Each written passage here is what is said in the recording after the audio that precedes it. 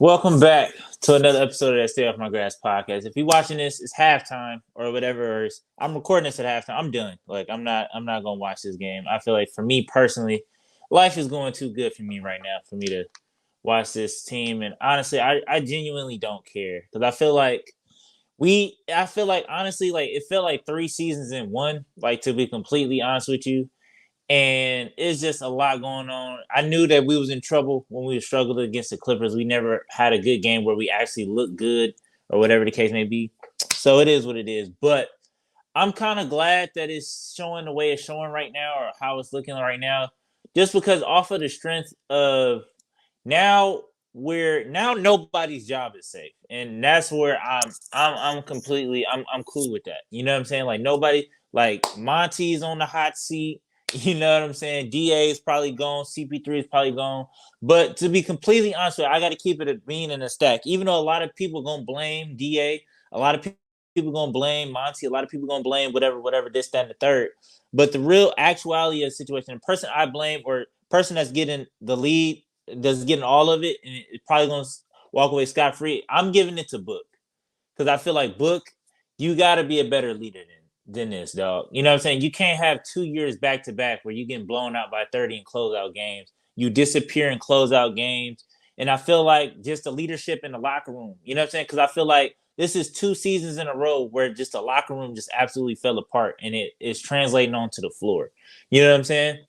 And you could tell, like the locker room is divided, the locker room is split up. Is you know what I mean? Like people don't know, you know what I'm saying? So it's just like when it's a bad locker room, this is what you're gonna get. And I feel like we was already down in the chemistry category going up against Denver.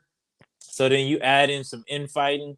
We was cooked, man. So but yeah, I feel like I put this on Devin just because, like I said, I feel like he got to be a better leader. I mean, I think that moving forward he can be better. I mean, he still is a younger dude. So it's just like we asking a lot of somebody that's 25, 24 years old, whatever the case may be. But like I said, at the end of the day, a lot of people gonna shift blame. That's where mine's going. Mine's is like, look, Book, you got to be a better leader than this, especially in a closeout game. Especially it should have started in Game 5. You know what I'm saying? It shouldn't even like the Game 5 shouldn't have went on how it went down. You know what I'm saying? Like you look at Jimmy Butler, you look at some of these other teams, you look at, you know what I'm saying, some of the leaders on the team, it's just like they had a resiliency of not losing or like I'm not going out like this. You know what I'm saying? And I feel like with Book, this is the second year in a row where it's just like, dog, we're literally getting embarrassed on national TV.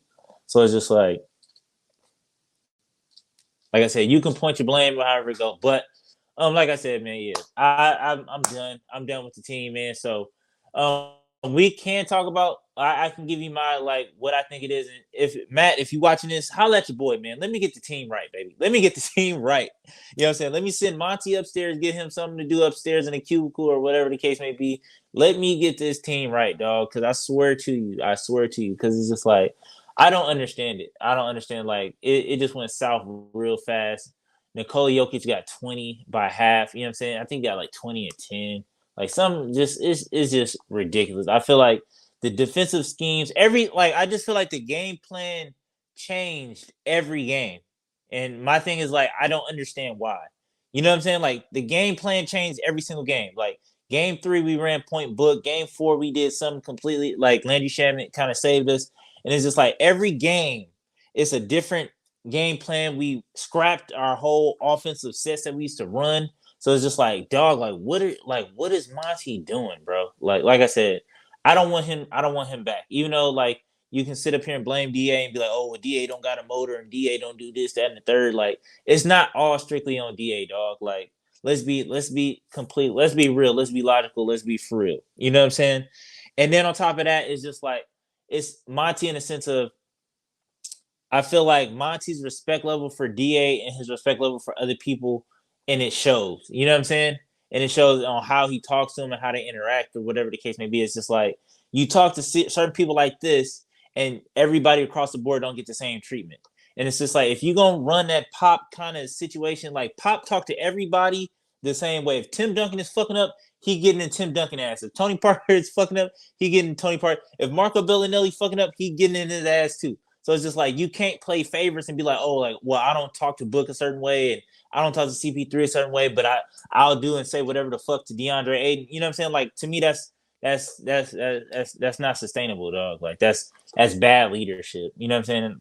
I feel like I said, on this team is just like it's just no leaders, man. So it's just until somebody grows into a leader, and then on top of that, we got Kevin Durant. And I'm mad at KD, but I'm not mad at KD just because it's just like I feel like I don't know, man. I was waiting on that KD game just like everybody else was waiting on that KD game, and we just not gonna get it. So it is what it it is what it is. Maybe next year, whatever, we can get the pieces to make him look better. But it's just like I don't see like I couldn't see him get nothing on the ISO. It's just like who is this dude for real? Like he was not knocking down the open threes. It's just like who is this man? Like for real, like it's so crazy. Like, yeah, you had a couple of games, but it's just like outside of getting to the line, like that's really been his biggest plus. And that's just me keeping it a beam. Like Kevin Durant, because it was like what 2 games where Kevin Durant led, like was just like the only person on the team getting to the line. So it's just like outside of that, like bro, like he's been absolutely like absent. But and then you're married to Landry Shamet for whatever strange reason. So, like I said, man, I'm over it. I honestly I don't care anymore. We could talk about it in the comment section or whatever the case may be. We can go back and forth, but it is what it is, man. We off to Cancun. Hey, it happens, man. So we'll be back. Like I said, I ain't got nothing to say. Like I've mentally kind of checked out a minute ago, but now I'm really like, all right, like I'm kind of glad it's over. It's just like I ain't got to worry about it no more. We can just move on to next year. But till next time, man. Peace.